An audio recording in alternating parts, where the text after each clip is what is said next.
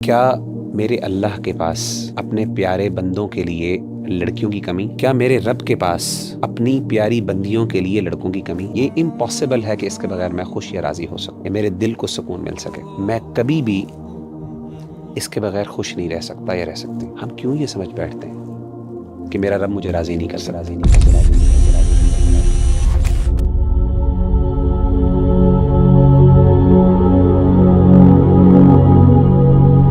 وغیرہ بھائی ہمارے نوجوانوں کو اکثر عشق ہو جاتا ہے، اور اس عشق کے اندر وہ اتنے مبتلا ہوتے ہیں کہ وہ سمجھ بیٹھتے ہیں کہ اب ان سے ہی، جن سے ان سے عشق ہو گیا ہے، ان سے ان کا نکاح ہوگا۔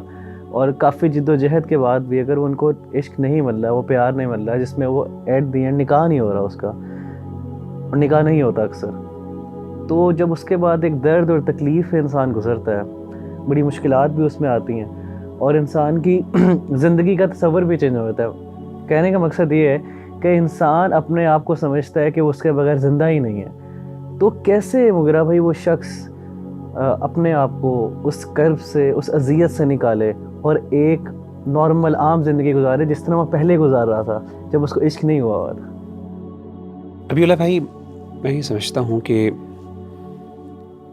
یہ جو محبت تو انسان کے بعض اوقات اختیار میں نہیں ہوتی اور ہو بھی جاتی ہے، لیکن اس کے بغیر زندہ نہ رہنے کا جو تصور ہے وہ اس کے پیچھے ایک سوچ ہے، اور وہ سوچ یہ ہے کہ میں کبھی بھی اس کے بغیر خوش نہیں رہ سکتا یا رہ سکتی۔ میری خوشی اور میرا پورا سکون وہ اس چیز کے اوپر منحصر ہے، یا وہ ڈیپینڈنٹ ہے کہ یہ شخص مجھے مل جائے۔ یہ امپاسبل ہے کہ اس کے بغیر میں خوش یا راضی ہو سکوں، یا مجھے یا میرے دل کو سکون مل سکے۔ ربیع اللہ بھائی، مجھے یہ بتائیے، کیا میرے اللہ کے پاس اپنے پیارے بندوں کے لیے لڑکیوں کی کمی؟ بالکل نہیں۔ ایک اور چیز میں آپ سے سوال پوچھتا ہوں، کیا میرے رب کے پاس اپنی پیاری بندیوں کے لیے لڑکوں کی کمی؟ ہم کیوں یہ سمجھ بیٹھتے ہیں کہ میرا رب مجھے راضی نہیں کر سکتا؟ میں کیوں یہ سمجھ بیٹھتا ہوں کہ میرا رب مجھے خوش نہیں کر سکتا؟ میری کیوں خوشی اسی شخص کے ساتھ معلق ہے؟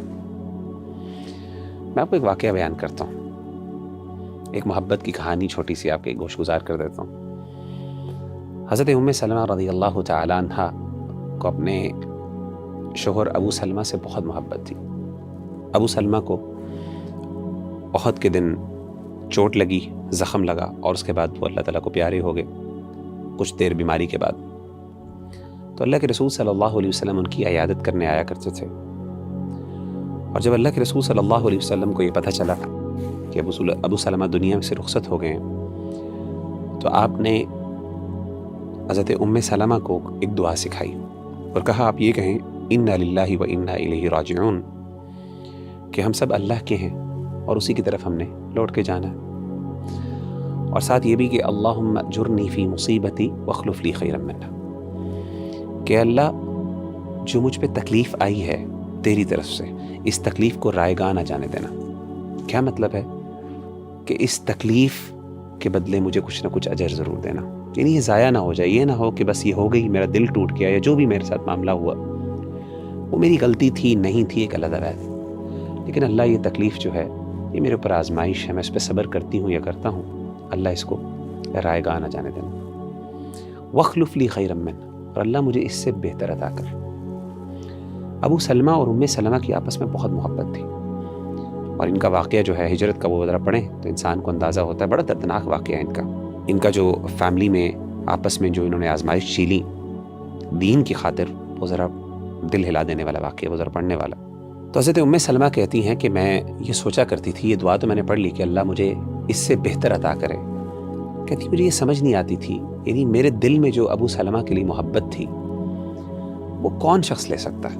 کہتے مجھے یہ بات ہضم نہیں ہوتی تھی، مجھے سمجھ نہیں آتی تھی کہ کون ابو سلمہ سے میرے لیے بہتر ہو سکتا ہے۔